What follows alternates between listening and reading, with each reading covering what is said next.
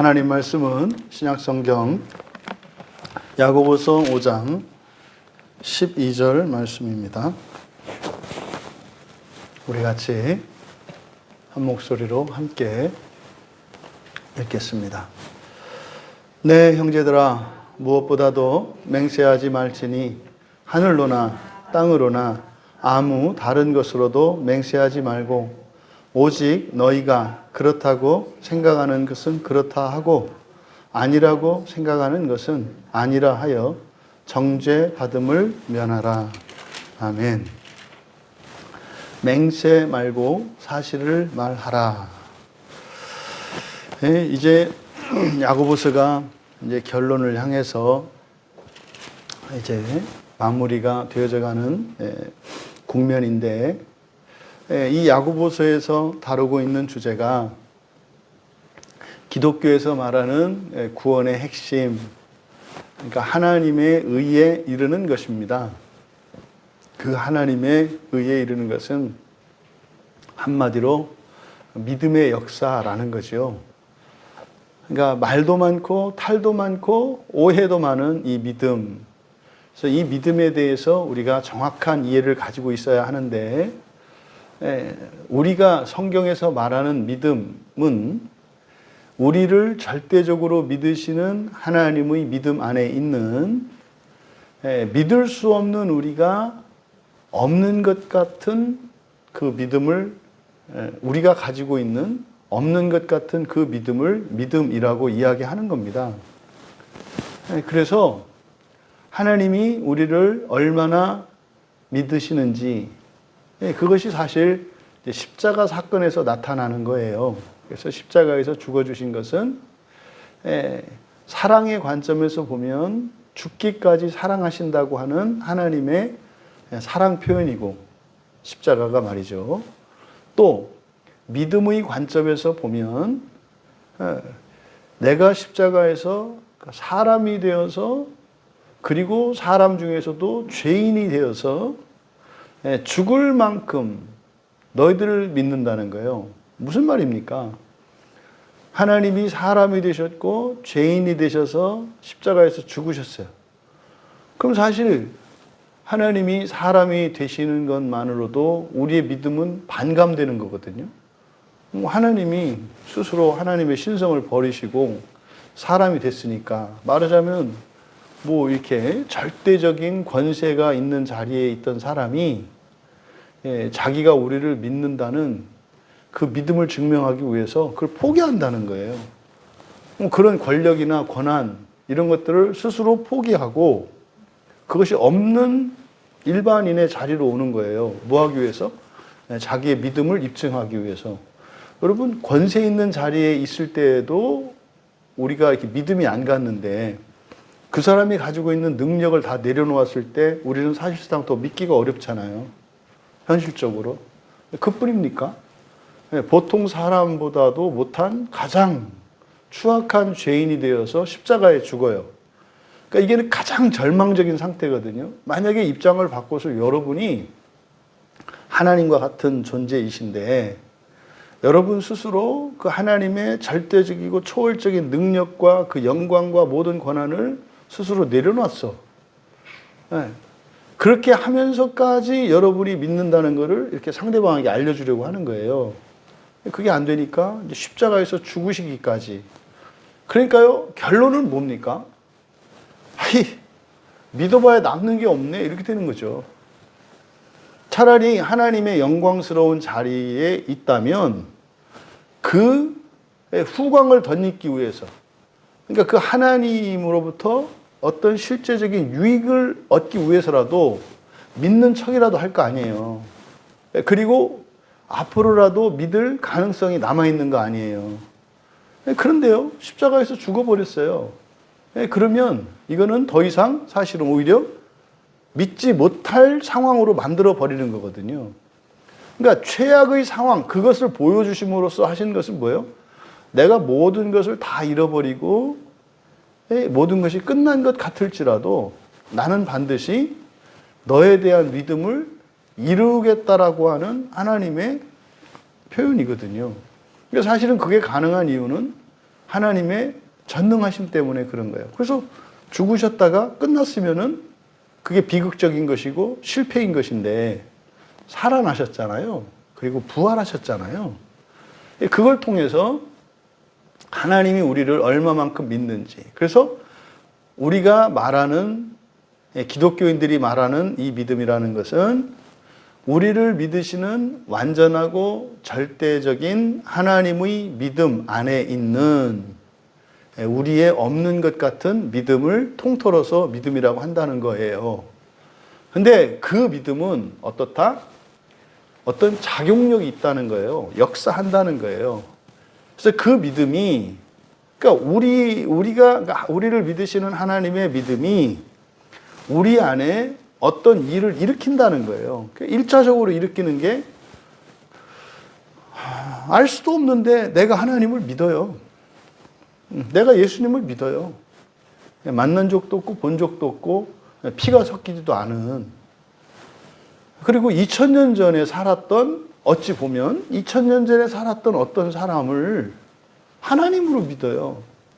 동시대에 살았던 사람들로서 예수님의 그 초월적인 능력을 경험했던 사람들도 예수님을 하나님이라고 믿지 못했거든요. 그런데 2000년의 시간과 수천 킬로 떨어져 있는, 수만리 떨어져 있는 이곳에 사는 우리가 예수님을 믿어요. 그러니까요, 내가 왜 예수님을 믿을까? 몰라요. 근데 진짜 믿을까? 예, 진짜 믿어요. 이게 이제 그 믿음의 기원이 하나님이기 때문에 그런 겁니다. 그러니까 그 믿음은 어떻다? 반드시 역사한다. 작용력이 있다. 야고보서의 주제가 그거거든요. 그러니까 어떻게 사람이 하나님의 자녀된 신이 되는가?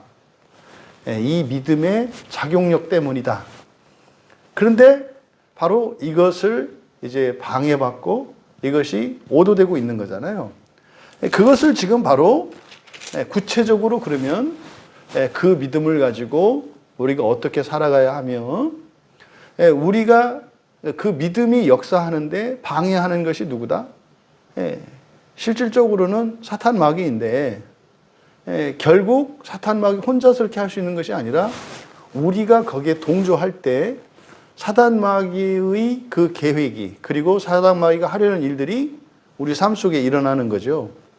그래서 이 야고보서는 하나님의 자녀가 되기 위한 구체적인 지침들과 길들을 제시한 거예요. 그러니까 여기에 있는 하라 마라라고 하는 이런 말씀들은 이런 그리스도인이 지상을 살아가는 동안에 어떤 윤리나 도덕 기준을 말하는 게 아니라고요. 이것은 율법이나 이런 게 아니에요. 이건 뭐예요? 하나님이 우리를 믿으시고, 그리고 하나님이 우리를 완전한 하나님 자녀 삼으시겠다고 하는 하나님의 믿음, 그것을 이루어가는 길에 방해받지 않고 최상의 길, 우리가 갈 수 있는, 우리에게 허용된 최상의 길이 무엇인지를 소개하고 있는 거죠. 그러니까요, 복음 중에 복음이에요. 이거는 지푸라기 복음이 아니라 복음 중에 복음이라고요. 말하자면은 태백산맥을 종주하는데 만약에 그 능선을 타고 가는 길, 그게 이제 복음 중에 복음이라고 할 수가 있겠죠. 사실 그게 종교라는 말이거든요. 뭐 태백산맥을 종주하는데 산마루를 따라서 쭉 가는 게 아니라, 아래로 내려갔다 올라왔다 내려갔다 올라갔다 이렇게 하면서 태백산맥 종주한다고 생각을 해보세요. 시간적으로나 힘으로나 뭐 모든 면에서 10배, 100배는 더 힘들죠. 그러니까 야고보서에서 제시하고 있는 이것은 인간의 어떤 공로적인 행위, 또 우리가 그것을 이루기 위한 우리의 어떤 노력, 실천을 말하는 게 아니라, 어차피 하나님이 사람을 창조하실 때 하나님의 형상을 따라서 하나님은 닮도록, 그래서 마침내 완전한 하나님의 자녀된 신적 존재로 만드시겠다고 하는 하나님의 창조 계획이 있는데, 그 계획이 완성되는 여러 가지 과정 가운데에서 가장 우리에게 선한 길이 무엇인지를 제시하고 있는 것이 야고보서다. 이게 바로 이제 이런 관점에서 그러다 보면 이제 야고보가 그런 길들을 이제 쭉 제시를 했습니다만, 근데 그 일이 이렇게 제시되었다고 해서 우리가 그걸 깨달았다고 해서 모두 다 순종하고 기뻐하며 적극적으로 살아가는 것은 아니에요. 예전에는 몰라서 못했지만 알고 나서도 즉각적으로 순종하고 온전히 그 길을 갈 수 있는 건 아니다 이 말이에요. 거기에는 여러 가지 시험이 올 것이고 유혹도 올 거고, 그게 뭐 단지 개인적인 것이 아니라 관계적으로 공동체적으로 또 온갖 영역에서 여러 가지 방식으로 이제 우리 오기 때문에 몰라서 넘어지기도 한단 말이죠. 그러니까 이런 시행착오는 이것은 필요 불가결한 거예요. 그러니까 이거는 피할 수가 없어요. 불가피한 시험이고, 그래서 하나님의 구원의 진리를 알고 사람이 하나님 되는 것, 그래서 이 세상, 불완전한 이 세상이 아니라 완전한 하나님의 세상을 만드는 일에 참여하는 것, 그래서 정말로 영광스러운 어둠이 없는 그 영원한 나라에서 다 함께 누리는 것, 이것이 구원이라는 것을 안다 할지라도 그것을 소망으로 삼고 목표로 삼는 거죠. 그 믿음의 길을 간다 할지라도 거기에는 범죄하는 일이 있고 실수하는 일이 있고 몰라서 그럴 수도 있고 알면서도 그러고, 그러니까 죄와 허물로 인해서 이런 일은 반드시 일어나는 거예요. 그러니까 참된 구원의 진리를 깨닫고 그것을 믿고 그것을 소망하며 살아간다고 해서 그 이전과 완전히 달라진 존재가 되느냐? 그렇지 않단 말이에요. 처음에는 지성적으로 그 깨닫고 이렇게 감성적으로 그것을 기뻐할 수 있게는 되었지만 우리 존재 자체가 완전히 변화되지 않았기 때문에 그 이전과 그렇게 크게 다르지 않은 일상을 살아갈 수밖에 없어요. 그러니까 낙심하고 절망할 수가 있는 거예요. 그러니까 자꾸만 우리는 그러면 믿음이 역사한다 그랬는데, 믿음이 역사하면, 다시 말해서 이 믿음이 작용을 하면 어떤 변화가 일어난다고 했는데 그 변화라는 게 아주 미세하단 말이에요. 그런데 우리가 저지르는 죄와 허물로 인해서 범하게 되는 이런 죄와 이런 실수들은 너무 커요. 그러니까 이런 것에 대한 두려움과 자책감이 있죠. 그래서 야고보는 이제 이 편지를 끝내면서 바로 그 부분들에 초점을 맞추고 있습니다. 그러니까 지금 여기서 앞에 9절에서도 우리가 살펴봤습니다만 9절에서 뭐라고 하셨어요? 서로 원망하지 마라. 그래야 심판을 면하리라. 그럼 보세요. 서로 원망하지 않는 것과 심판을 받는 것은 단순히 원망하면 심판받을 거야 이 말이 아니라, 우리가 공동체를 이루어가면서 살아갈 때 서로 원망하지 않고 관용하면서 살아간다면 그게 무슨 말이에요? 이게 용서하면서 살아가는 거잖아요. 예수님께서 가르쳐 주신 말씀이잖아요. 그러니까 우리가 용서하면서 살면 하나님도 우리를 용서하신다는 거잖아요.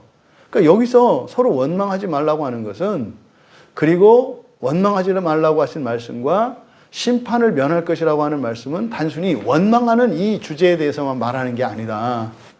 우리가 원망하지 않고 살아가면 내가 심판받아야 할 이러저러한 실수들과 범죄들, 그것은 심판의 대상이 아니라고 말씀하신 거예요. 그리고 다시 여기 12절에서 또 말씀하는 거죠. 12절의 끝에 먼저 보니까 뭐라 그래요? 정죄받음을 면하라, 그렇게 돼 있어요. 우리말 성경에 정죄받음을 면하라. 그러니까 여기서 정죄는 심판이거든요. 심판이라고 하는 것은 우리가 살면서 이제 계시록에 나와 있는 우리의 행실에 대한 심판이죠. 그건 우리의 존재에 대한 심판이라고 그랬잖아요. 우리가 하나님의 심판 앞에서 존재론적으로 하나님의 의에, 다시 말해서 인간적인 어떤 기준이 아니라, 인간의 기준이 아니라, 그러니까 인간의 완성이 아니라 신적 존재로서의 기준, 이게 하나님의 의거든요. 그 기준을 갖고 우리가 심판을 받을 때 거기서 의롭다고 인정받을 자가 없는 거예요. 새벽에 지금 욥이 이런 환난을 겪는 게 뭐 때문에 그래요? 인간적인 죄, 악, 이런 것 때문에 지금 고난을 겪는 게 아니에요. 사실은 그 고난들은 무엇에 대한 필요를 느끼고 있지 못하기 때문에 하나님의 의에 대한, 그러니까 자기가 하나님 자녀 되어서 온 세상을 재창조하기 위해서, 새롭게 창조하기 위해서 부름받은 존재라는 것을 인식하지 못하고 있고 그걸 믿지 않아. 그래서 그저 인간적으로 온전한 것에 만족하고 있어. 그러니까 그것을 깨닫게 하려는 거죠. 그게 네가 이 세상에 태어난 목적이 아니다. 인간적으로도 이러저러한 어려움이 있는 사람들에게는 욕과 같은 경우는 사실은 일반적이지 않은 경우거든요. 그러니까 욕과 같은 사람도 그런 고난을 겪을 때 우리가 겪는 고난은 어쩌면 너무나 당연한 거예요. 어쩌면. 왜요? 모든 걸 다 가졌고 인간적으로나 인격적으로나 율법적으로나 도덕적으로 모든 게 완벽한 사람인데 그가 고난을 겪어요. 그러면 그에 못 미치는 사람이 당하는 고난은 말할 수 없는 거예요. 사실은 욥의 고난은 신약에 와서 예수 그리스도에 대한 고난의 구약적인 전형이라고 할 수 있거든요. 의롭다고 하나님께 인정받은 사람들이 죄인들보다도 더 비참하고 어려운 환경에 처해서 오히려 자신보다도 못한 사람들에게 심판을 받고 모욕당하고 조롱당하는 일이 일어나잖아요. 그러니까 욥이 당하는 고난도 바로 그 심판 때문에 그런 거예요. 근데 그 심판은 기준은 하나님의 의인데 심판받는 내용은 우리들이 살면서 저질렀던 언행이에요. 말과 행동과 이런 모든 것들. 근데 이것은 그 자체가 아니라 실질적인 심판은 그것을 통해서 우리의 본성을 심판하는 거라고 그랬잖아요. 하나님 의의 부족한 이 결핍 때문에. 그런데 그걸 받지 않을 수 있다는 거예요. 그 심판을 받지 않을 수 있다. 굉장히 중요한 말씀이고 그리스도인들이 사실은 많은 아주 건실하고 경건하고 정직하며 이게 성실하게 살아가는 신자들에게 굉장히 위로가 되고 힘이 되는, 그러니까 말도 안 되는 이런 구원과 죄책으로 인한 어떤 중압감에서 벗어나게 하는 말씀이 지금 야고보서의 끝에 있거든요. 근데 이 앞에 있는 내용들은 우리의 이런 행실들, 이런 언행들, 이것이 율법적으로 다가오기까지 했단 말이에요. 그런데 끝에서 바로 그 부분이에요. 구체적으로 이렇게 가르쳐 주셨지만 막상 그렇게 따라 살려고 해보면 안 된다는 것을 깨닫게 되거든요. 바로 이 부분에 대해서 지금 야고보서의 끝에서 이 부분에 대해서 해결책을 제시해 주는 거예요. 그러니까 단적으로 말하면 그렇게 온전히 하지 못한다고 그래서 염려하지 말라는 거예요. 염려하지 말라는 거예요. 그러니까 바로 여기서 정죄받음을 면하라 이렇게 이제 우리말로는 명령문으로 이렇게 되어 있습니다만, 그러니까 심판을 받지 않을 수 있는 길이 있다 이 말이에요. 무슨 말이에요? 죄를 범하더라도 그 죄로 인해서 그 죄를 짓는 그 사람의 존재의 불완전성, 죄죠. 결핍이죠. 그것이 심판받지 않는다는 거예요. 이게 이제 앞서서 얘기했던 긍휼의 법으로 이제 심판을 받는 걸 얘기하는 거거든요. 그러니까 다시 한번 12절에서 동일한 말씀을 하는 거죠.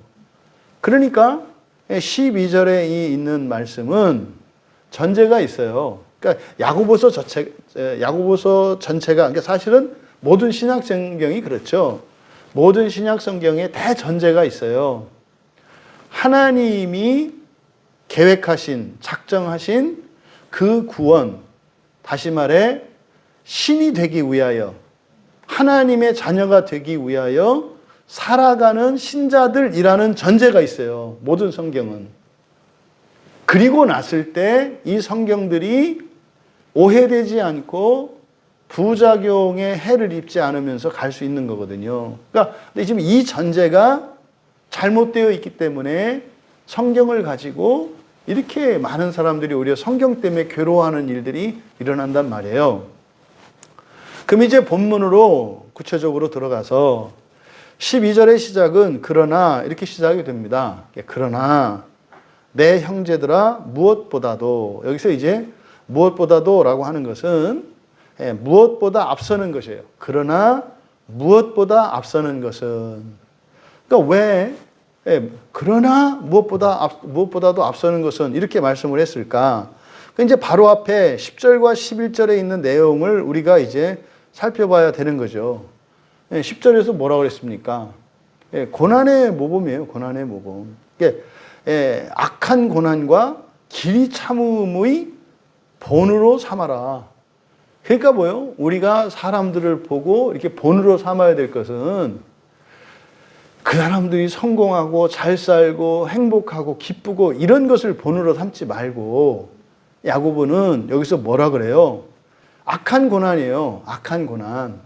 악한 고난이니까 해를 받으면서까지 당하는 고난이요. 사실은 그것이 부당한 고난이요. 이런 거죠. 억울하게 당하는 고난. 정직하게 살았는데 누명을 뒤집어서, 더 능력이 있고 열심히 살았는데 망해. 이런 것들이 악한 고난이죠. 선한 목적을 가지고 선한 일을 했는데 그것 때문에 박해를 받아. 여러분들이 말씀드렸잖아요. 여러분들이 경건하게 살려고 하면 반드시 이 세상은 여러분들을 무엇으로 보상한다?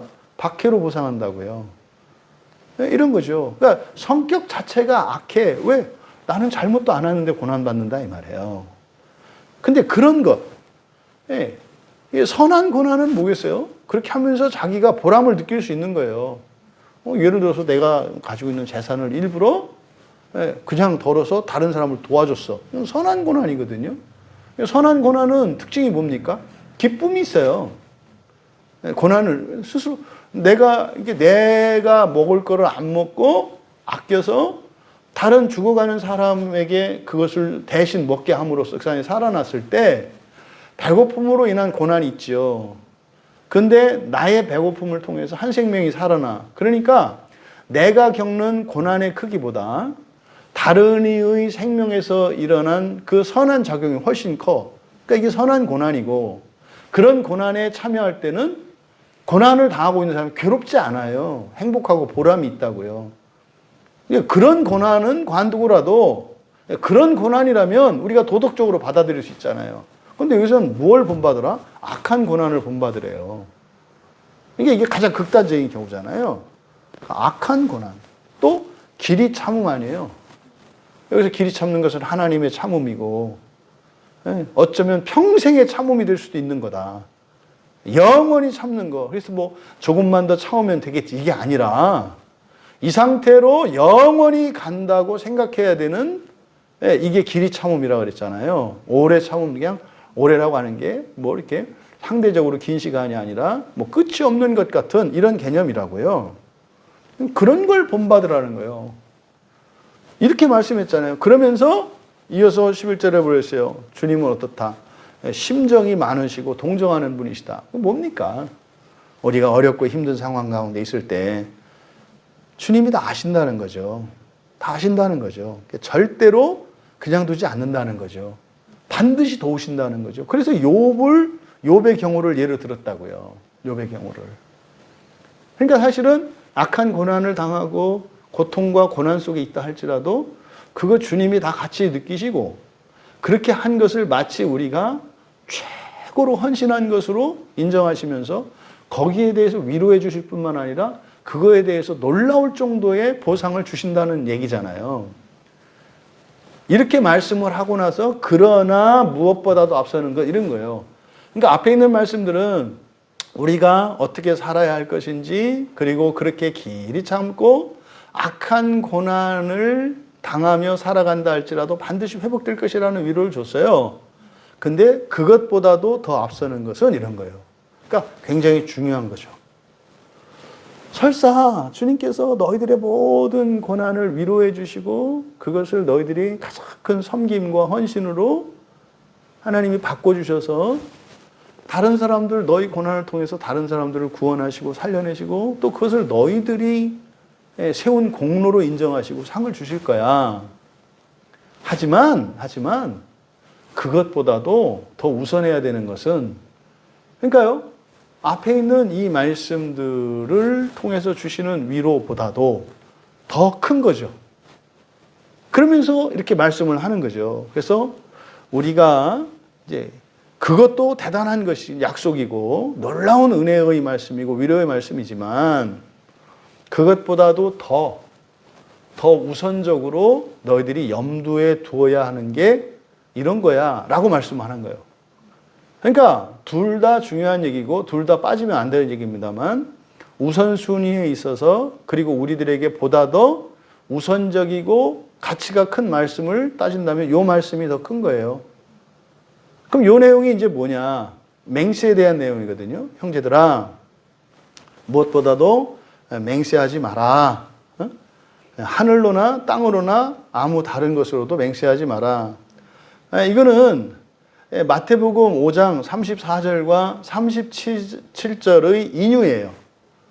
그래서 인용은 그대로 갖다 쓰는 거고 인유는 그 안에 있는 의미들만 가져다 쓰는 거예요. 그러니까 그대로 인용한 것이 아니라 마태복음 5장 34절에서 37절의 말씀을 이제 요약을 해서 말씀하시면서 거기에 대한 해제, 부가적인 설명을 덧붙이는 거죠. 그러니까 지금 야고보서의 배경이 되는 말씀이 뭐다? 예수님의 산상순이라고 말씀드렸잖아요. 하나님 나라에 대한 말씀이에요. 그래서 야고보가 지금 끝을 내면서 마태복음 5장의 그 산상수훈의 절정이라고 하는 바로 그 예수님의 말씀을 가지고 와서 설명을 하고 있는 것을 통해서도 그게 다시 한번 증명이 되죠. 그러면 여기서 마태복음 5장 34절에서 37절 말씀을 이제 제가 읽어드리면 또 옛사람에게 말한 바 헛맹세를 하지 말고 내 맹세한 것을 주께 지키라 하였다는 것을 너희가 들었으나 나는 너희에게 이르노니 도무지 맹세하지 말지니 하늘로도 하지 말라 이는 하나님의 보좌이며 땅으로도 하지 말라 이는 하나님의 발등상이며 예루살렘으로도 하지 말라 이는 큰 임금의 성임이요 내 머리로도 하지 말라 이는 내가 한터럭도 희고 검게 할 수 없음이라 오직 너희 말은 옳다 옳다 아니라 아니라 하라 이에서 지나는 것은 악으로부터 나느니라.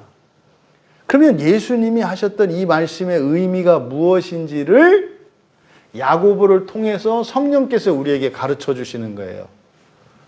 그러니까 이게 이제 잘못 오용되면 그리스도인들이 아이고 하나님이 맹세하지 말라 그랬어. 너 이거 꼭 해 약속해. 그러면 아이 예수님이 맹세하지 말라 그랬어. 나 약속 안 할 거야. 그게 이제 성경적이라고 생각을 하는 거죠. 그런 오해가 있어요, 실제로 지금도. 그러니까 지금 야고보를 통해서 예수님이 하신 그 산상수훈에서 그러니까 산에서 가르치셨던 그 말씀의 의미가 무엇인지를 바로 이게 보충 설명을 해 주시면서 그 설명이 지금 야고보의 이 편지의 문맥에 필요한 말씀이기 때문에 가져온 거예요. 근데 지금 여기서 33절의 맹세와 34절의 맹세가 다른 단어예요.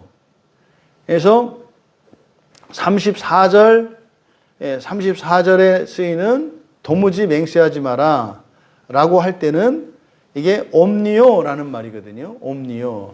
그러니까 이건 약속이라고 보시면 돼요. 옴니오. 그러니까 하겠다, 안 하겠다. 이거는 꼭 하겠다, 이건 절대 안 하겠다. 요 맹세를 말해요. 옴니오.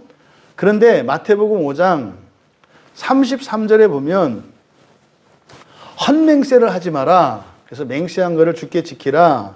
이게 33절에 사용된 이 맹세는 다른 단어예요. 여기는 호르케오라는 말을 쓰고 있거든요. 33절은.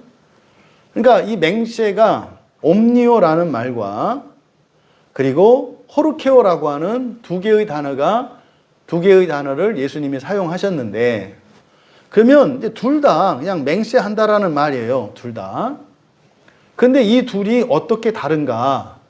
이것은 이제 성경의 용례를 통해서 봐야 합니다. 그러면 33절에서 헛된 맹세라 그랬잖아요. 헛된 맹세. 네, 그래서 이 호르코스, 이 호르케오, 호르코스의 동사형인 호르케오는 성경에 사용된 용례들을 보면은요, 잘못된 약속, 잘못된 맹세를 의미해요. 성경에서 그렇게 쓰여요. 그래서 마태복음 5장 33절에서는 헛맹세라고 되어 있잖아요. 헛맹세. 근데 성경에 나와 있는 대표적인 그 잘못된 맹세, 마태복음 14장 7절과 9절, 그리고 마가복음 6장 26절에 요 호르케오, 이 단어가 사용이 되는데, 이게 헤롯이 했던 맹세예요. 헤롯이 뭡니까? 자기 양딸 헤로디아에게 요한의 목을 주겠다고 하는, 그거 말이 되는 맹세입니까? 그게 이제 잘못한 거죠. 거짓 감정에 사로잡혀가지고 자기 마음에도 없는 말을 그냥 실언을 한 경우죠. 구약에서는 그 대표적인 게 입다의 맹세예요. 하나님 승리해 주시면 맨 처음 만나는, 나를 마중 나오는 그 첫 번째 사람의 목숨을 하나님께 드릴게요. 이게 이제 구약에 나오는 정말 그 헛된 맹세의 전형이라면, 신약에서는 바로 헤롯의 맹세인 거예요. 나중에 보면 그게 진심이 아니었다는 것을 알 수 있거든요. 또 마태복음 26장 72절에 베드로가 예수님을 모른다고 부인하면서 하는 맹세를, 바로 이 호르케오, 이 단어를 쓴다고요. 이 호르코스를, 잘못된 맹세. 그러니까 사실은요, 잘못된 약속은 지킬 필요가 있습니까? 없습니까? 없는 거예요. 어저께 이제 뭐 다른 교회 어떤 권사님을 만났어요. 근데 이야기하던 중에 뭐 1,000번제를 서원했다는 거예요. 하나님께. 그래서 아니, 그 교회는 지금도 그걸 하냐. 그랬더니 뭐 1,000번제를 했는데 뭐 하여튼 700 몇 번을 했다는 거예요. 하지 마라. 아니, 그런 게 어딨냐. 헛된 맹세니까. 그런데요, 하지 말라 그랬을 때, 그래요? 안 해도 되는 거예요? 이렇게 해서 그게 기쁨이 되거나 자유가 되는 게 아니에요. 그렇게 알려줘도 뭐예요? 찜찜하다고요. 그리고 그동안, 이미, 그리고 한 75%는 했는데, 나머지 25% 안 해가지고, 그 찜찜하잖아요. 근데 그냥 계속 하겠다는 거예요. 그게 약속을 지키는 게 아니라, 그러니까 입다가 자기 딸이 나왔다고 인신제물로 드려. 그게 약속을 지킨 거고 성실한 걸까요? 그거 악한 거라니까요. 1,000번제를 내가 약속을 했으니까, 아니, 그게 근거가 무엇이며, 그거를 통해서 본인이 원하는 게 뭐냐고요. 그 하나님을 뭘로 만드는 거예요? 앵벌이 두목으로 만드는 거예요. 하나님을 아주 탐욕스러운 하나님과, 그러니까 그냥 조폭 두목으로 만드는 거예요. 안 그래도 빚도 있고 지금 들어갈 돈도 많은데 그거를 1,000번제를 약속을 했으니까 그거를 지켜야 된다고 했을 때 누군가가 그 권사님의 형편을 알아. 그런데 그걸 알게 됐어. 지금 여기저기 지금 급하게 들어갈 돈도 많고 안 그래도 평소에 빚도 있고 어려운 상태에 있는데 1,000번제를 한다 그래.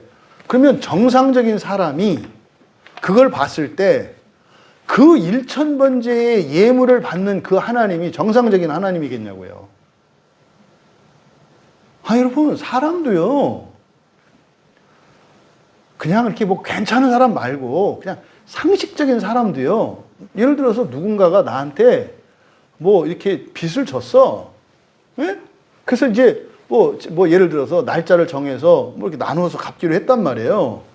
근데 그 집에 지금 갑자기 어려운 일이 생겼어. 그러면요, 그냥 이렇게 상식이 있는 사람이라면 그 소식을 들었을 때, 그거 못 받으면 어떻게, 이러는 게 아니라 어떻게 하는 거예요? 당분간 그거 해결될 때까지는 안 갚아도 되니까 걱정하지 마세요. 이게 상식 있는 사람들의 행동이에요. 이게 뭐 대단히 뛰어난 사람이 아니라 그냥 교양이 있고 상식이 있고 인정이 있는 사람이라면 원래 그렇게 하는 거예요. 그렇게 안 하는 사람은 교양이 없는 사람이고 인정이 없는 사람이지. 근데 그런 사람도 대단한 사람이 아니라니까요. 그러니까 훌륭한 일이야. 따뜻한 일이긴 하지만 이게 그냥 이렇게 위대한 일이거나 그렇지 않다. 있음직한 얘기라고요. 우리 주변에 그런 사람들 많이 있잖아요. 근데 하나님이라는 양반은 지금 빚지고 지금 큰 일이 일어나서 이렇게 했는데 어쨌든 약속은 약속이니까 약속은 지켜야지. 이렇게 한다고요? 본인은 약속을 지켜서 좋을런지 몰라도 하나님을 더럽히는 거라니까요. 입다가 자기 딸을 죽였을 때 하나님이 높아질까요? 그렇다고 입다가 인정받을까요? 독한 인간 되는 거고요. 그 광신자지. 그리고 그걸 받는 그 하나님은요. 진짜 두려운 하나님이고. 그러니까 어떻게 해요? 이거 서원 잘못하면 큰일 나겠다. 그래가지고 많은 그리스도인들이 가지는 고민 중에 하나가 뭐예요? 옛날에 서원했던 거, 약속했던 거, 이것 때문에 불안해 하잖아요. 안 해도 된다. 회개하고 끝내라 해도 어떻게 해요? 안 끝내. 상관없다는데. 그러니까 그게 단순히 약속, 자기와 하나님 사이, 하나님이라고 하는 어떤 인격체에 대해서 이렇게 약속을 했으니까 지켜야 되나 말아야 되나. 그걸 어떻게 들어요? 안 지켜도 된다는 말로 들리는 거지. 근데 지켜야 되는데 안 지켜도 된다고 봐준 것처럼 들리는 거예요. 그게 아니라 그런 약속을 지키는 것 자체가 나쁜 거라니까요. 여기에 이런 잘못된 약속을 의미하는 단어로 이 호르코스를 쓰고 있어요. 동사는 호르케오. 이렇게 구별해서 쓰고 있다 이 말이에요. 그러니까 여기서 말하는 그러니까 마태복음 5장 33절에서 얘기하는 헛맹세 할 때 이 맹세와 마태복음 5장 34절 이하에서 그러니까 34절에 나오는 이 맹세의 차이점은 바로 옴니오라고 하는 이 맹세는 약속이에요. 이거를 내가 하겠다 안 하겠다라는 약속이고 33절에서 말하는 헛맹세를 하지 마라 할 때 이 헛맹세를 의미하는 이 호르코스는 스스로가 조건을 걸고 약속하는 거예요. 그러니까 이제 우리나라의 대표적인 우리말 속담에 대표적인 이 호르코스 헛맹세에 뭐가 있겠어요? 너 그거 한다고? 너 그거 하면 내 손에 장 지진다. 아니 안 믿어진다고 이렇게 하면 되지. 왜 장을 지진다 그래? 왜 지 손가락을 왜 거기다 불을 왜 지져? 나중에 그걸 했으면은 야 칭찬할 일이지. 와 왜 자기 손에다가 그 장을 자기 손에다 불을 놓냐고. 이게 오버하는 잘못된 약속이잖아요. 그럼 여러분들이 그런 실수하면 안 돼요. 부모들이 자녀들한테 자녀들이 이렇게 하나님이 은혜를 주셔서 착한 마음을 주시고 내가 저 개화천생해서 효자가 되리라서 어느 날 이렇게 엄마 내가 앞으로 이렇게 할게요. 이럴 때 있거든요. 그러면은 그냥 정직하게 와 막 그럼 너무 좋겠다. 엄마 정말 그때 이제는 죽어도 여한이 없어. 아니 왜 죽어? 더 살아야지. 그러니까 이런 헛된 맹세가 우리의 언어 습관과 사고 생활 속에 그 진짜로 죽겠다는 거 아니잖아요. 아니 그때 죽으면 안 되지. 그때부터 이제 살만 나는데 왜 죽기는. 그러니까 이런 헛된 맹세를 말하는 거예요. 그거 하지 마라. 그게 마태복음 5장 33절의 내용이었고, 그러니까 34절에 있는 옴니오라고 하는 이것은 약속 자체예요. 그러니까 지금 여기서 야고보가 이제 말하는 것은 헛된 맹세에 대해서 말하는 게 아니에요. 그런 약속, 이 얘기가 아니라 정상적인 약속이에요. 정상적인 약속. 이렇게 할게요라고 하는 이 옴니오에 대한 얘기인 거거든요. 그러면 그 약속을 그러니까 무엇보다도 그 약속을 하지 마. 맹세하지 말라라고 하는 이 맹세. 약속을 하지 말라는 거예요. 누구한테? 하나님한테. 또는 구체적으로 대상이 지금 안 정해져 있잖아요. 누구한테 약속을 하지 말라는 거지. 그러니까요. 이거는 하나님께뿐만 아니라 누구예요? 그냥 우리들의 삶의 기준인 거예요. 그러니까 이거는 꼭 하겠다. 이것은 꼭 하지 않겠다. 이래서 이거를 맹세를 하지 말라는 거예요. 이게 지금 야고보가 말씀하는 취지거든요. 그러니까요. 근데 지금 여기서 좀 이상해요. 왜냐하면 지금 우리말 성경은 마태복음에서 예수님이 하신 말씀과 똑같이 번역을 해놨거든요. 예, 맹세하지 마라. 그래서 하늘로도 하지 말고. 마태복음 5장 34절이 그렇게 되어 있거든요. 맹세하지 마라. 하늘로도 하지 말라. 땅으로도 하지 말라. 예루살렘으로도 하지 마라. 그래서 무엇으로도 하지 마라. 이렇게 이제 얘기를 하거든요. 그렇게 이제 말씀을 하셨어요, 예수님이. 그런데 야고보는 약간 다르게 말씀을 했어요. 그러니까 이 의미를 정확히는 제가 아직은 해석을 못 하겠어요. 근데 이거는 이제 직역을 할 필요가 있죠. 그래서. 그러니까 여기를 그대로 직역을 하면 마태복음에서 예수님이 말씀하신 것은 하늘로도 땅으로도 예루살렘으로도 내 머리로도 뭐뭐로도 이렇게 말씀하셨단 말이에요. 근데 여기는 뭐뭐로도가 아니에요. 그러니까 을이에요. 을. 그래서 그대로 직역하면 그 하늘을 또는 그 땅을 또는 어떤 다른 맹세를, 이게 이제 이 헛된 맹세거든요. 그러니까 그 하늘을, 그 땅을, 또 어떤 헛된 맹세를 맹세하지 마라. 이렇게 돼 있어요. 그러니까 이것으로 하지 말라는 게 아니에요. 그러니까 저는 이게 뭐 확실한 해석은 아니겠습니다만은 약속의 내용을 나타내는 것 같아요. 약속의 내용. 그러니까 약속은 뭐 여러 가지 내용들이 있을 수 있잖아요. 그 약속의 내용을, 그 하늘을, 그 땅을 또는 어떤 다른 헛된 맹세를 이렇게 이야기하는 것 같아요. 그러니까 지금 야고보서의 주제가 뭐라고 그랬습니까? 하나님의 나라고 하나님의 의, 완전한 구원이라고 그랬잖아요. 그러니까 내가 뭘 꼭 하겠다 라고 하는 그 내용, 그것이 이 세상에 있는 어떤 것이어서는 안 된다 이 말이에요. 그러니까 하늘 안에, 여기서 지금 하늘도 단수형으로 썼거든요. 그 하늘. 그러니까 예외적인 거예요. 원래 하늘을 얘기할 때는, 전체 하늘을 나타낼 때는 하늘들이라고 한단 말이에요. 근데 이 다음에 새하늘과 새 땅이 되었을 때, 그러니까 새 창조가 일어나서 하나님의 창조 세계 전체가 이제 불멸의 세상으로 바뀌어. 그때 하늘이 하나가 돼요. 단수. 그 하늘이 되거든요. 그런데 그 완전한 새로운 창조가 일어나기 이전에 첫 창조에 속한 이 세상에서 그 하늘이라고 할 때는 우리가 보통 삼층천 하늘 개념에서 전체 하늘이 아니라 한정하고 있는 거예요. 그러니까 그러니까 그 세 가지 중에 하나겠죠.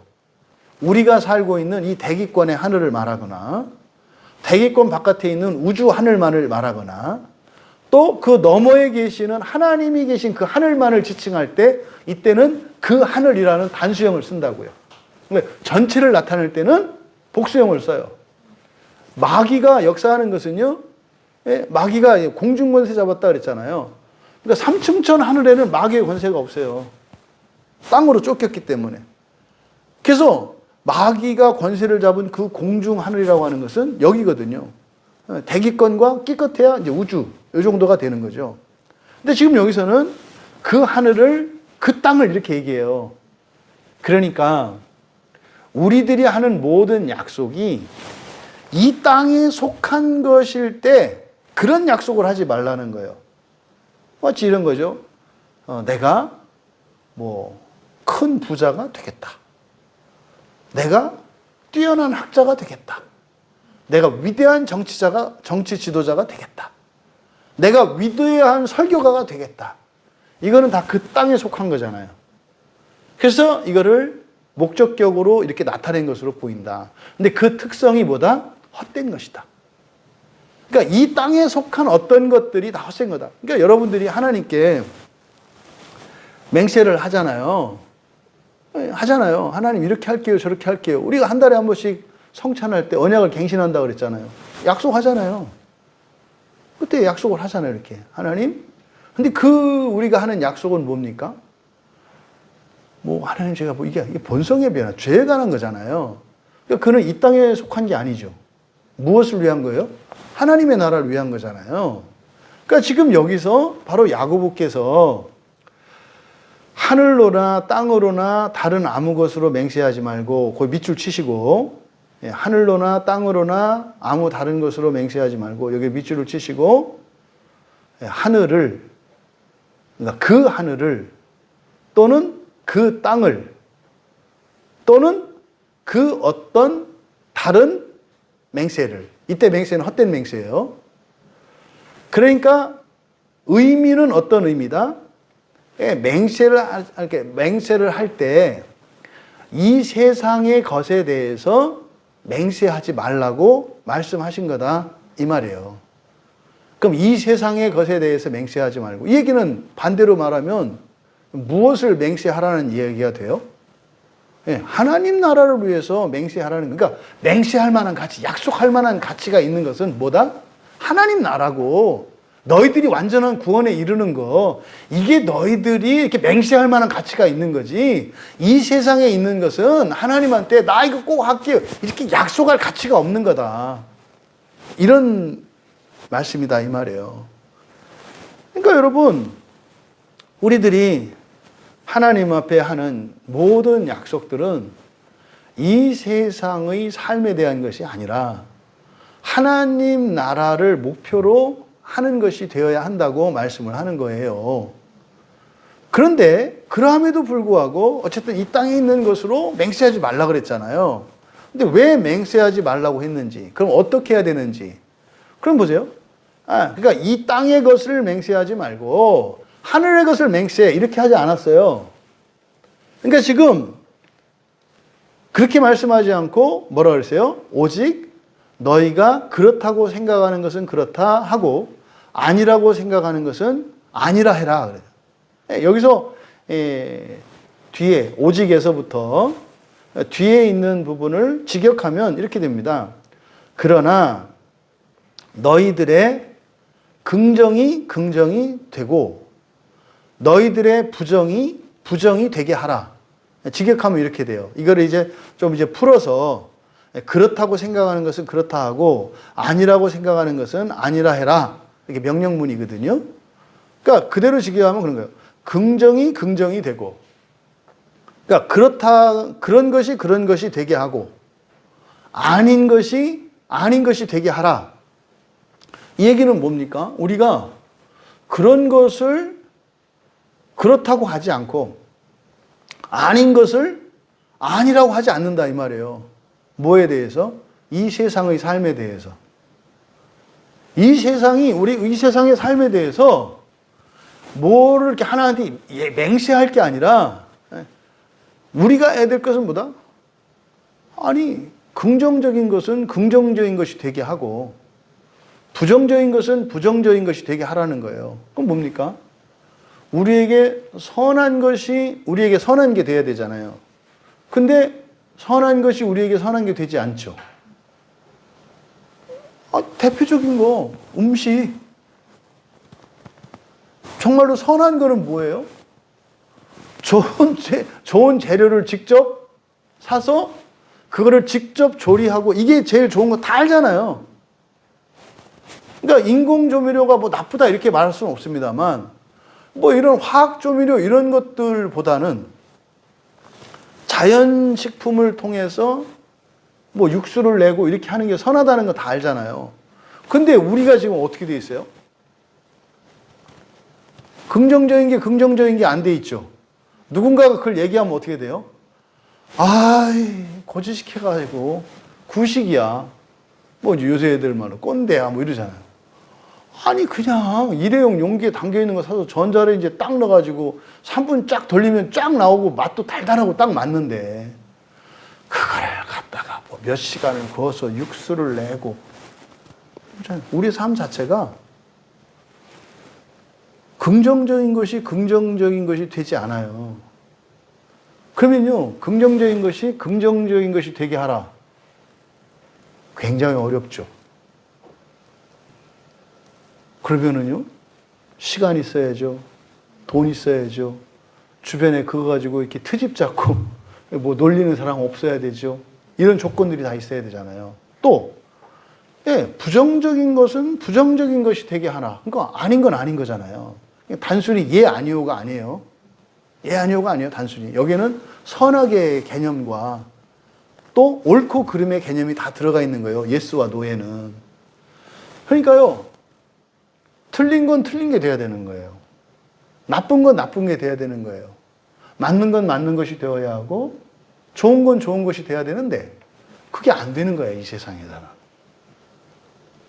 그러니까 너희들이 해야 될 일은 맹세할 일이 아니라 이 세상 일은 사실은 그냥 제자리 잡는 거야, 이거잖아요. 살면서 뭘 하겠다, 뭐, 이게 아니라 이 세상은 제자리 잡는 게 가장 중요한 거야.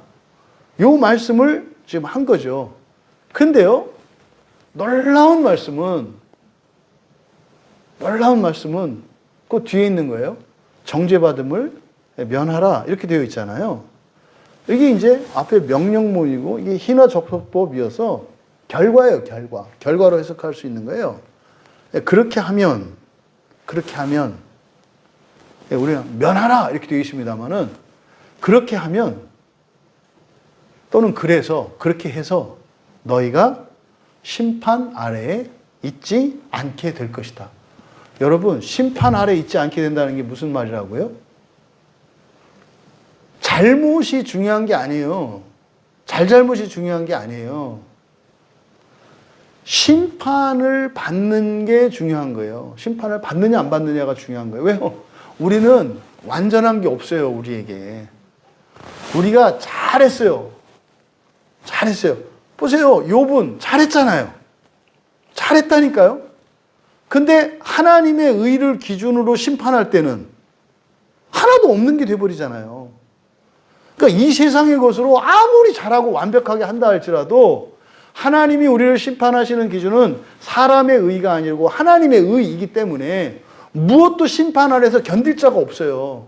그래서요, 예수님이 십자가에 죽어주심으로 긍휼의 은혜를 입을 수 있는 거예요. 그러니까 긍휼의 은혜는 뭐예요? 심판을 면하는 거예요. 심판을 면하는 거. 그렇다고 해서 이게 잘못되면 어떻게 된다고요? 막 살아도 된다 이렇게 간다. 그건 아니라 그랬잖아요.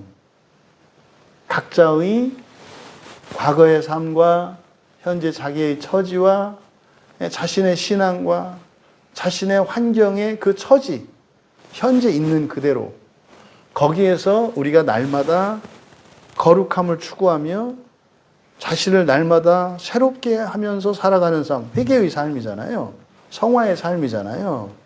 그리고 지속적으로 하나님의 은혜가 마르지 않도록 하나님의 은혜를 구하며 은혜를 유지하며 또 나만 홀로 살아가는 것이 아니라 함께 더불어서 구원의 길을 이루기를 기뻐하며 서로 사랑하며 이게 지금 야고보서에서 앞에 나왔던 다 그 내용들을 종합하면 그런 내용이란 말이에요. 이렇게 살아가면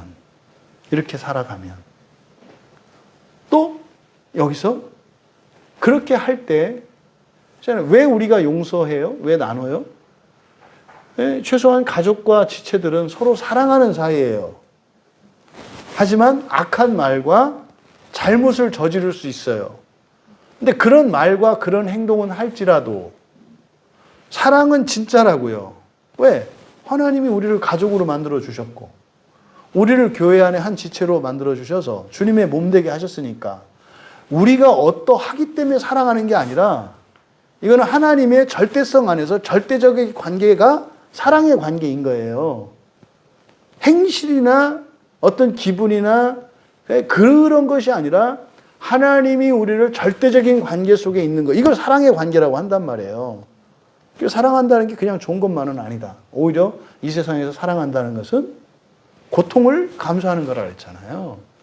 고통을 감수하면서 미워하지 않고 좋은 관계를 유지하고 관계를 끊지 않는 거. 이게 사랑이라니까요. 이렇게 할 때, 그러니까 여기서 긍정이 긍정이 되고 부정이 부정이 되게 할 때, 그렇게 하면 너는 뭐 할 거다? 심판 아래 있지 않을 것이다. 그러면 그렇게 살아가면 설사 우리가 범죄한다 할지라도 그것은 심판의 대상이 아니다. 그게 긍휼의 은혜를 입는다는 얘기죠. 우리들의 신앙의 완성도, 성숙도, 심지어는 우리의 신앙적인 지식, 믿는 바 교리, 신조의 내용들, 얼마나 완전한 신조와 신앙을 가지고 있느냐가 중요한 게 아니라 사실은 뭐가 중요하다고요? 심판을 받지 않는 게 중요하다고요. 그러면 심판을 받지 않는다는 것은 마음대로 해도 된다는 얘기냐? 아니죠. 뭐 하는 거라니까요? 우리는 학습의 과정이 있다는 거잖아요. 인생이, 우리들이 인생을 살았던 이걸 들고 잘 살아서 하나님 앞에 심판해 주세요. 이렇게 가지 말라는 거예요. 이렇게 해서 하나님의 심판에서 벗어날 자가 없다니까요. 여기서 너는 하나님 자녀로서 완벽한데? 이런 건 없다는 거예요. 이게 의인은 없나니? 라고 하는 사도 바울의 로마서의 말씀이란 말이에요. 그게 아니라 어떻게 우리는 긍휼의 은혜를 입어야 한다고요. 그러니까 그런 완전한 존재로 죽음과 동시에 그리스도로부터 말미암는 그 의의가 완성이 돼야 되는 거잖아요. 근데 사람들은 자꾸 잘 살아서 이것을 들고 가서 하나님한테 이렇게 그 선생님한테 이렇게 숙제검사 맞는 것처럼 자기 인생을 들고 숙제검사를 맡으려고 그래. 그러니까요, 다 해놓고 가다가 다시 와서 다시 만지잖아요. 그래서 그거 하나 고치고서는 또 이제 됐다 오더라 가는데, 또 보니까 또 이게 또 좀 마음에 안 들어요. 그러니까 평생 주님 앞에서, 그러니까 학생들이 교무실 문 앞에 갔다가 들어가진 않고 갔다 왔다 하는 것처럼, 그러니까 와서 예배를 드리고 살아도 어떻게 해요? 주님을 만난 적이 없어. 갔다가 나오고 갔다가 문을 못 열어. 그러니까 내 마음을 열질 않아. 그러니까 주님을 직접적으로 인격적인 경험이 없는 거죠. 그러니까 지금 여기서 바로 이렇게 하는 목적이 뭐다? 심판 아래 있지 않게 될 것이니까. 그러니까 여러분이, 그러니까 이거를 이제 극단적으로 말하는 거예요. 지옥 가지 않을 수 있는 방법이에요. 그러니까 지옥 가지 않는 게 뭐예요? 완전해서 지옥 가지 않는 게 아니다라고 말씀을 하는 거예요. 네가 다른 사람보다 뛰어나고 어떤 수준 이상이기 때문에 지옥 안 가는 거 아니야. 물론 네가 그렇다면 당연히 안 가겠지. 네가 그럴 수 있으면 해. 바울 사도도 그러잖아요. 율법을 지켜서 의에 이룰 수 있으면 해. 만약에 그렇게 해서 네가 하나님의 의에 이룰 수 있다면 하나님이 당연히 그걸 왜 심판하겠어요? 하려면 해. 해도 돼요, 여러분도. 근데 그건 안 된다고 얘기를 했거든. 그래도 난 한번 해보고 싶으면 도전정신 갖고 있으면 해보라고. 인생이 괴로울 거야, 아마. 늘 한 번도 평생 문 열어보지 못하고 나중에 심판대 앞에 가서 뵙겠지. 참 미련했습니다. 이렇게 고백하겠죠. 그러니까 지금 야고보가 지금 말씀하는 게 뭐예요? 심판받지 않을 거다. 그러면 이 9절에서도 서로 원망하지 않는 이유가 뭐예요? 그리스도인은 그러면 안 되는 게 아니라니까요. 원망하지 않는 이유가 뭐예요? 심판받지 않으려고. 그래서 9절에서는 동사형으로 나타내요. 심판받다. 그러니까 심판받지 않는다. 근데 여기 12절에서는 명사형으로 심판 아래에 있지 않을 것이다. 일부러 그러는 거죠. 동사적으로, 명사적으로 설명함으로써 확실히 심판받지 않는다는 것을 강조하기 위해서 이렇게 얘기하고 있는 거예요. 서로 원망하지 말고 그런 것이 되게 하고 그렇지 않은 것이 되게 하라. 그는 나 자신에 대해서 뿐만 아니라 서로에게 대해서, 그리고 원망하지 않고, 그러면은요 지옥 갈 일 없다고 야고보가 가르쳐 준 거예요. 그러니까 이 야고보서에서 사람들이 흔히 말하는 너무 행위를 강조하는 것 같고 율법적인 것 같고라 오해죠. 이게 심판의 기준이라는 게 아니죠. 이거는 그 구원의 길을 따라가는 그 구원의 길에 대한 설명인 거고, 그러면 얼마만큼 가야 되고 몇 킬로 이상 가야 되고 어느 지점 이상, 이게 아니라는 거예요. 그 노상에만 있다면, 그 도상에만 있다면, 그 구원의 길을 가기만 한다면 거기에만 머물러 있다면 궁율의 법으로 그 그리스도의 완전에 이르게 될 거라고 지금 말씀하는 거죠. 하나님 말씀 중에 우리에게 명령하고 심지어는 우리의 생각이나 자유를 제한하고 구속하는 것 같은 말씀들이 있어요. 하지 마라. 그렇게 하면 죽을 거다. 이런 경고성들이 있어요. 그것과 실제로 심판 아래 있는 것은 구분되어 있다는 거예요. 그러니까 훈련 중에 있는 이들은 이 세상에서는 훈련 중에 있다 어떤 사람은 낙오할 수 있잖아요.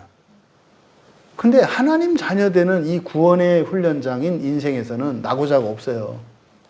반드시 부활에 참여하게 돼요. 모든 사람들이. 부활에 참여하지 못하는 사람은 없어요. 그런데 그 영광, 이 세상을 재창조하는 완전한 세상으로 온 우주를 재창조하는 그 일에 참여할 수 있는 사람은 제한적이고 개인마다 다르단 말이에요. 완전히 모든 것을 다 누리는 사람도 있을 거고 부분적으로 누리는 사람도 있을 거고 그리고 아주 잠깐 맛보는 사람도 있을 거고 천년을 꽉 차게 누리는 사람도 있을 거라는 거예요. 그게 여러분의 인생의 목적은 그 진짜 인생이거든요. 그게 사람에게 예비된 진짜 인생은 부활 이후의 인생이에요. 그러면 이 100년의 인생을 통해서 하나님께서 그 완전한 부활의 인생을 누릴 수 있도록 우리를 이 세상에 부르신 거거든요. 근데 그 길은 정해져 있다는 거예요. 그 길을 따라가라. 다만 그 길을 따라가면 됐다. 이거죠. 한마디로 말하면. 수준이 중요한 게 아니다. 그 길을 따라가다. 그게 뭐라? 앞에서 9절에서 얘기했던 서로 원망하지 말라는 거. 그런 것은 그렇고 아닌 것은 아닌 걸 알아. 여러분 이 말을 여러분들이 깊이 묵상하셔야 돼요. 나 자신조차도 그런 것을 그런 것으로 인정하지 않고요. 그런 것을 그렇지 않은 것처럼 생각하고 그렇지 않은 것을 그런 것처럼 이렇게 보이려고 하고 고집스럽게 붙들고 있는 게 다 있어요. 그 다른 사람도 마찬가지예요. 그러니까 다른 사람에게 있어서 장점이 있고 단점이 있잖아요. 다 단점만 있는 사람은 없거든요. 나도 마찬가지잖아요. 나도 뛰어난 점이 있고 모자란 점이 있잖아요. 이번 우리가 연화도에 가서 모든 지체들이 공통적으로 고백한 게 뭐예요? 그냥 나는 내 일만 했을 뿐인데 나는 그냥 자연스럽게 나답게 있을 뿐인데 전체가 어우러져서 완전한 하나가 되었습니다. 이거거든요. 그러니까 안 한 건 아니잖아요. 갔다 왔고 거기서 있다가 왔잖아요. 근데 내가 뭘 했다고 하는 자랑을 할 수 없어. 수고한 것이면 틀림없지만 그게 뭐 막 이를 갈고 막 어금니를 깨물고 딱 끝나고 왔을 때 뭐 이거 아니었거든요. 하나같이 입은 지체들이 갔다 와서 뭐 저도 몸이 붓고 뭐 이런 건 좀 있었습니다만은 딱 했는데 뭐 엄청나게 뭐 했다 이런 거 없거든요. 그게 뭐예요? 이제 어느 한 집사님이 그러더라고. 지체가 뭔지 알겠다. 그러니까 그런 얘기 많이 하잖아요. 손이 발의 일을 하려고 하면 안 된다는 거 많이 얘기하잖아요. 근데 그거를 피부로 실감했다는 거예요. 그냥 나는 손이면 손으로만 해야 될 일을 하고 그 자리에 있으면 되는 거구나. 그러니까 다른 거 걱정하지 말고 그냥 하면 되는 거구나. 그러면 주님의 몸된 교회는 사지, 육신, 지체가 다 있으니까 알아서 하는 거예요. 그러니까 이분 보세요. 우리 지체들이. 뭐 누가 시켜서 합니까? 한시는 그냥 알아서 이렇게 하잖아요. 이렇게. 그러니까 여러분들이 걸어갈 때, 자, 오른발, 왼발, 하나, 둘, 뭐 이렇게 해서, 지금은 앞꿈치에 힘주고, 지금 뒤꿈치에 힘주고, 자, 허리 펴고, 똑바로, 뭐 이렇게 하냐고요. 습관대로 그냥 살잖아요. 근데 이제 하나님의 말씀을 따라 사는 건 어떻게 이제 바른 자세로 교정하고, 뭐 이렇게 해가는 거잖아요. 지체로 살아가는 게 뭔지를 알게 됐다는 거예요. 한 몸으로 살아가는 게 뭔지 알게 됐다. 참 감사하잖아요. 그런 고백이 들을 때. 그러니까 여기서 그런 것이 되게 하고 안 그런 것이 되게 하라. 그건 뭡니까? 있는 그대로요. 우리는 살면서 완전해질 수 없어요. 계속 날마다 더 좋아지겠습니다만은 아닌 건 여전히 아닌 거일 거고요. 그런 건 그런 거일 거예요. 그러니까 좋은 것은 좋은 것일 거고요. 안 좋은 것은 안 좋은, 그거 항상 남아 있어요. 점점점 더 좋아지지만. 그것을 가지고 그러면 된다는 거예요. 그러면 여전히 그렇지 않은 게 있으니까 그렇게 되도록 우리가 은혜를 구할 것이고 그 기도할 것이고 또 그런 것 때문에 겸손할 거 아니에요. 네? 좋은 것, 된 것이 있어서 그것 때문에 교만해지는 게 아니라 여전히 내 안에는 그렇지 못한 것이 있으니까 그러니까 그것 때문에 오히려 자신을 계속 낮추고 나는 할 수 없는 그것을 그러잖아요. 여러분들이 이번 2박 3일 동안 있던 자리를 생각해 보세요. 그 자리에서 그렇게 할 수 있는 사람은 여러분 각자밖에 없어요. 근데 이걸 위치를 바꿔놨다고 생각해 보세요. 했던 일들은. 집사님이 주방으로 가고, 우리 사모님이 이쪽, 이거 바꿔놨다고 생각을 해 보세요. 그래서 설교한 이거를 위치를 다 바꿔. 진짜 부자연스럽고 난리 나지 않겠어요? 네, 서로 이렇게 바꿔놓으면. 사실은 이제 성숙해지면 어떻게 되는 거예요? 막 바꿔놔도 되는 거지, 사실은. 여기만 있는 게 아니라. 손에 자리 가면 손으로 쫙 펴내. 다리 자리에 다리로 딱 펴내. 이렇게, 이건 진짜 성숙한 교회, 이게 되길 바라지. 예, 머리는 예수 그리스도 한 분이니까. 거의 넘보지 말자. 그거는 맡기면 안 돼, 머리는. 우리 신체로 비교했을 때. 그런 거예요. 목사는요, 입이에요. 목사는 머리가 아니라 입이라고, 입. 그냥 말하는 입이지, 그리고 눈빛이지, 절대 머리는 예수 그리스도 한 분이시잖아요. 아, 그렇게 살면 되는 거구나. 그렇게 살면 되는 거구나. 그러면서 누군가의 헌신이 있고, 왜? 이제 하나님이 그런 마음을 주시니까. 그러면은, 아닌 것을 아닌 것이 그대로 되게 하면은요, 보세요. 누군가가 아닌 것을, 안 된 것을 된 것처럼 하려고 애써. 그러면 어떻게 돼요? 문제 없는 게 되잖아요. 문제 없는 게 되잖아요. 그럼 문제를 인식하지 않잖아요. 그러면은 하나님의 은혜를 구할 일이 없잖아요. 그렇게 되나니까요. 그 문제는 문제로 드러나야 되는 거예요. 문제가 문제되고, 잘된 것은 잘 돼야 하나님께 감사하고 찬양하고 내 안에서 일어난 구원의 일들을 경험할 수 있고, 문제가 있는 것은 문제 있는 그대로를 드러내야 여전히 우리는 하나님의 은혜가 필요한 자임을 고백하게 되는 거죠.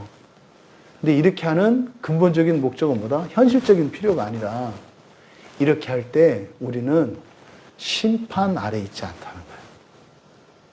심판 아래 있지 않다는 거.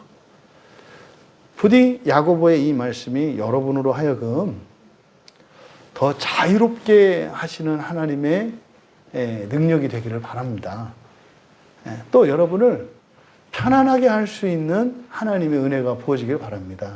그러면서 좀 더 열심히 정직하게 나답게 살아갈 수 있게 되기를 바랍니다. 그러니까 더 편해지게도 하고 더 힘을 내게도 하고 더 자연스럽게도 하고 더 이렇게 절제하면서 하게도 되는 이런 은혜가 있기를 바랍니다.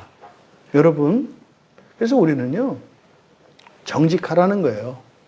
그러면 공의의 심판이 아니라 긍휼의 심판을 누리게 된다. 긍휼의 심판이 뭐라고요? 살아서 모든 구원을 이루는 것이고요. 죽음과 함께 우리가 받아야 될 심판이 없는 거예요. 왜? 긍휼의 심판을 받음으로. 여러분, 모든 행위는 심판의 대상입니다. 모든 행위는 심판의 대상이에요. 첫 번째 전제가. 하지만 그러면 여기서 절망할 수밖에 없어요. 왜? 그 하나님의 의에 이르는 구원의 길을 가는 동안 우리는 범죄하지 않을 수 없거든요. 그러면은 모든 행위가 심판의 대상이다 이랬을 때 심판에서 벗어날 자가 없어요. 만약에 성경이 여기서 딱 끝냈다면은 헉하는 거고 많은 사람들이 여기서 갇혀 있죠.